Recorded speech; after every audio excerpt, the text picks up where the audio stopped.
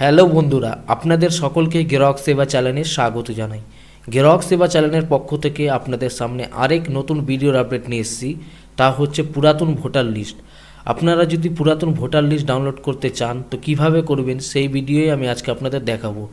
এর আগে আপনারা 1971 সালের, 1952 সালের, 1956 সালের ভোটার লিস্ট ডাউনলোড করেছেন।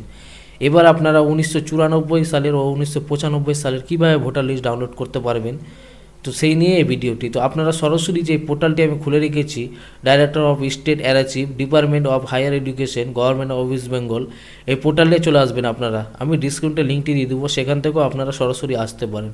এই পোর্টালে এসে আপনারা পেজটি ওপেন করবেন এবং এখানে দেখতে পাচ্ছেন উপরে অল ইলেকট্রিক রোলস বলে অপশন আছে, সেটাতে ক্লিক করবেন।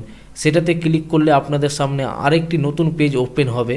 একটু সময় নেবে কিন্তু ওপেন হবে। ওপেন হওয়ার পর এখানটায় সিলেক্ট ইয়ার, এই যে এখানটায় সিলেক্ট ইয়ার বলে অপশন আছে, এখানটায় আপনারা সমস্ত 1952, 56, 58, 59, 61, 66, 67, 68, 70, 71, 94 ও 95। তো এই 94, 95 যদি আপনারা ভোটার লিস্ট ডাউনলোড করতে চান সেটাতে সিলেক্ট করবেন। সেটাতে সিলেক্ট করার পর আপনারা যে ডিস্ট্রিক্টে আপনারা বসবাস করছেন সেই ডিস্ট্রিক্টের আপনারা নাম দেখে নেবেন, সেই নামটি আপনারা সিলেক্ট করবেন। সিলেক্ট করার পর আপনাদের সামনে যে বিধানসভা সিলেক্ট কনস্টিটিউয়েন্সি, সেটাতে আপনারা ক্লিক করবেন এবং এখানটায় ক্লিক করলেই আপনাদের বিধানসভা চলে আসবে।